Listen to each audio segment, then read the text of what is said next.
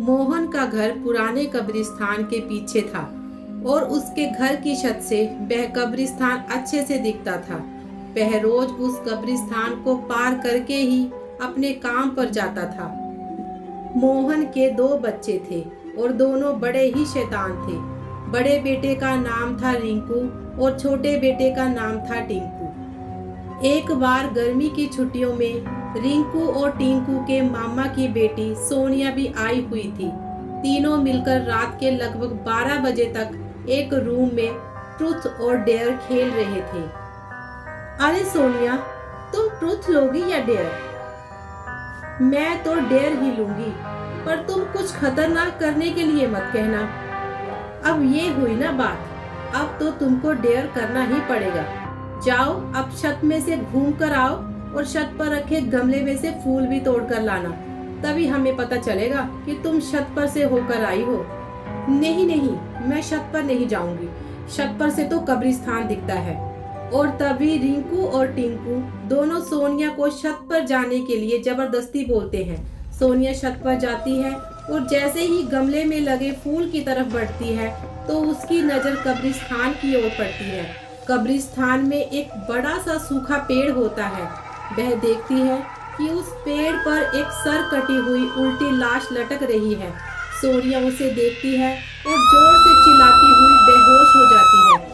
फिर जब सोनिया बहुत देर तक छत पर से नहीं लौटती तो रिंकू और टिंकू दोनों डर जाते हैं और वह छत पर जाकर देखते हैं तो पाते हैं कि सोनिया बेहोश पड़ी है। वह तुरंत मोहन को बुलाते हैं और सारी बात बताते हैं। तुम तीनों को ऐसा खेल खेलने की क्या जरूरत थी? और रिंकू, तुम तो जानते हो उस कब्रिस्तान के बारे में कैसी कैसी खबरें आती हैं, फिर भी तुमने सोनिया को रात में छत पर जाने के लिए भेजा। सॉरी डैड, मुझसे गलती हो गई, हम आगे से ऐसा कभी नहीं करेंगे। और फिर कभी दोबारा ऐसा काम किया तो तुम दोनों को मैं उसी कब्रिस्तान में छोड़ आऊंगा। अच्छा सोनिया बेटा, ये बताओ तुमने वहां ऐसा क्या देखा था कि तुम बेहोश हो गई थी? तब सोनिया सहमी हुई हालत में मोहन को सारी बात बताती है कि उसने क्या देखा। मोहन ने उस कब्रिस्तान के बारे में ऐसी खबरें पहले भी सुनी हुई थी, इसीलिए वह सोनिया को नहीं डांटता और बच्चों को भी संभल कर रहने की सलाह देता है।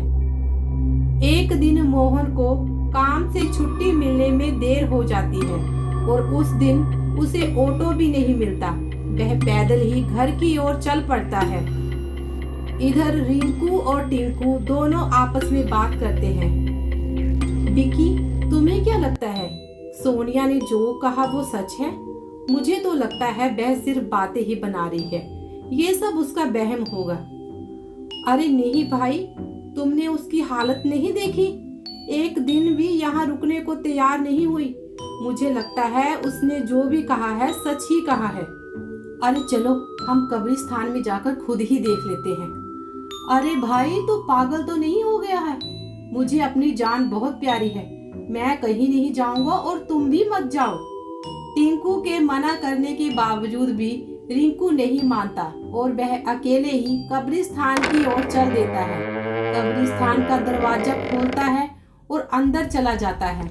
वह उस पेड़ की ओर भी देखता है जिस पर सोनिया को सर कटी हुई उल्टी लाश दिखी थी। रिंकू खड़े होकर उस पेड़ की ओर देखता है और तभी एक अदृश्य हाथ उसके पैरों को पकड़ लेते हैं। रिंकू डर जाता है और जोरों जोरों से चिल्लाने लगता है, छोड़ दो मुझे, छोड़ दो, मुझसे गलती हो गई, मैं फिर कभी यहाँ दोबारा नहीं आऊँगा। दूसरे कोने पर एक कब्र होती है जो कि खुली हुई होती है, उसके ऊपर खून लगा हुआ होता है। वह अदृश्य हाथ रिंकू को खींच कर लाते हैं और उस कब्र में धकेलने की कोशिश करने लगते हैं। रिंकू चिल्लाता है, मुझे छोड़ दो, मुझसे गलती हो गई, मैं यहाँ कभी भी नहीं आऊँगा, मुझे मत मारो, मुझे छोड़ दो। तभी मोहन काम से पैदल घर पहुँचने ही वाला होता है। जैसे ही वह कब्रिस्तान से गुजरता है उसे रिंकू की आवाज सुनाई देती है। ये क्या? ये तो रिंकू की आवाज लगती है, ये तो कब्रिस्तान से आ रही है, मुझे जाकर देखना चाहिए। मोहन कब्रिस्तान के चारों ओर देखता है लेकिन रिंकू कहीं भी दिखाई नहीं देता। वह घर लौटकर आता है और टिंकू से पूछता है कि रिंकू कहाँ है। पापा, मेरे बार बार मना करने के बावजूद भी रिंकू कब्रिस्तान में चला गया। वो जानना चाहता था कि सोनिया जो भी कुछ कह रही है वो सच है भी या नहीं। हमारे पास बिल्कुल भी समय नहीं है। जाओ, घर के मंदिर में जो पवित्र जल रखा हुआ है उसे लेकर आओ। हमें रिंकू को खोजने के लिए कब्रिस्तान पे जाना पड़ेगा। टिंकू वो जल लेकर आता है और मोहन और टिंकू कब्रिस्तान में जाते हैं। मोहन जल छिड़कता है और फिर उसे किसी के घसीटने का निशान दिखाई देता है। वह समझ जाता है और फिर उस निशान का पीछा करते हुए वह उस कब्र तक पहुंच जाता है। मोहन कब्र के आसपास वो जल छिड़कता है और कब्र से अजीब अजीब सी आवाजें आने लगती हैं। टिंकू बहुत ही डर जाता है।